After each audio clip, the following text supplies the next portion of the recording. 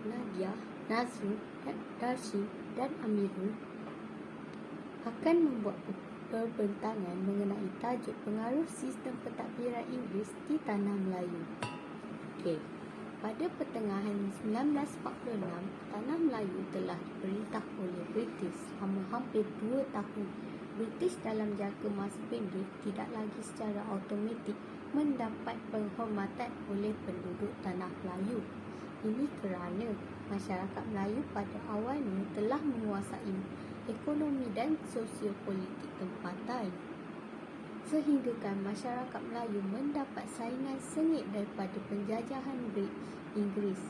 Setelah Tanah Melayu dijajah, British telah membuat beberapa pengubahsuaian kepada sistem pentadbiran undang-undang, adat serta pendidikan di Tanah Melayu. Contoh perubahan yang kita boleh lihat sehingga hari ini ialah penggunaan bahasa Inggeris di dalam pendidikan di setiap sekolah di Malaysia. Hai, Assalamualaikum dan selamat sejahtera. Nama saya Nadia Anissa binti Niza Effendi. Hari ini saya akan berkongsi dengan anda semua tentang sistem pentadbiran Inggeris di Tanah Melayu. Yang pertama ialah sistem residen yang berlaku pada 1874 sehingga 1889. Negeri-negeri yang terlibat ialah Perak, Pahang, Selangor dan juga Negeri Sembilan. Yang kedua ialah negeri-negeri Selat yang berlaku pada 1826. Negeri-negeri yang terlibat ialah Pulau Pinang, Singapura dan juga Melaka. Yang ketiga ialah negeri-negeri Melayu Bersekutu yang berlaku pada 1896. Negeri-negeri yang terlibat ialah Perak, Pahang, Negeri Sembilan dan juga Selangor. Seterusnya, negeri-negeri Melayu Tidak Bersekutu yang berlaku pada 1909 sehingga 1919. Negeri-negeri yang terlibat ialah Perlis, Kedah, Kelantan, Terengganu, Johor. Yang terakhir ialah dasar desentralisasi yang berlaku pada 1920-an. Pada dasar desentralisasi ini, semua negeri-negeri Melayu terlibat. Okay, Assalamualaikum. Nama saya Nazrul Nizam. Hari ini saya akan bentangkan tentang sistem residen.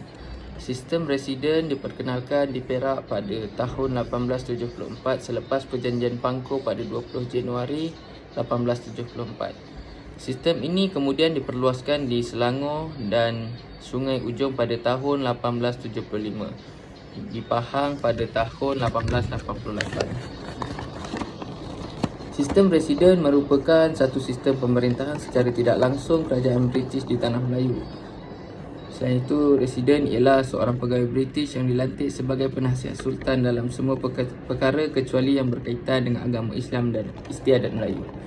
Selain itu, residen mewujudkan sistem pungutan cukai dan hasil dalam negeri. Selain perubahan politik, pelaksanaan sistem residen juga membawa perubahan dalam kemajuan dalam aspek ekonomi di negeri-negeri Melayu. Seterusnya, perkembangan bandar-bandar baru seperti Ipoh, Kuala Lumpur dan Seremban. Di samping itu juga mereka turut membaiki alat-alat perhubungan seperti pengangkutan yang melibatkan jalan raya dan jalan-jalan kereta api yang telah dibina untuk menghubungkan kawasan perlombongan, ladang-ladang getah dengan bandar dan pelabuhan. Okey, seterusnya saya serahkan kepada sahabat saya Darshan.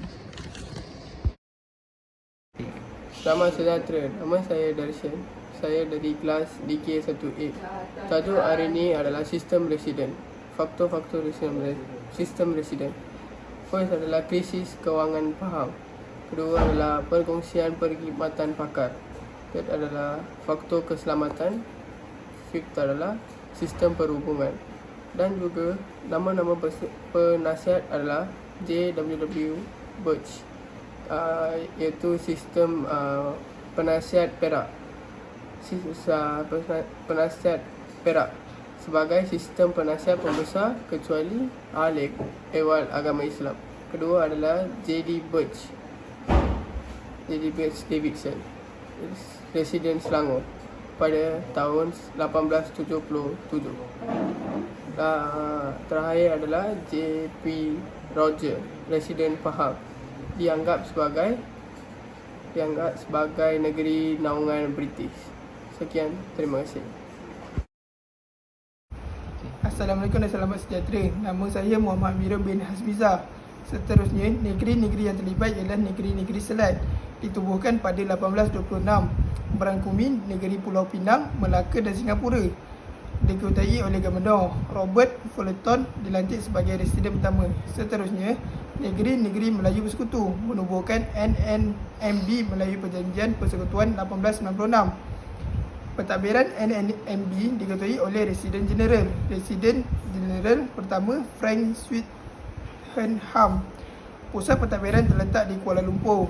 Seterusnya, negeri-negeri Melayu Tidak Bersekutu telah ditubuhkan pada 1909 melalui Perjanjian Bangkok antara British dan Siam.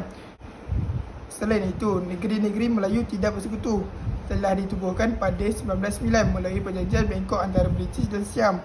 Pentadbiran terletak di bawah kawalan Pesuruhjaya Tinggi. Sultan NNMTB diberi kebebasan dalam pentadbiran.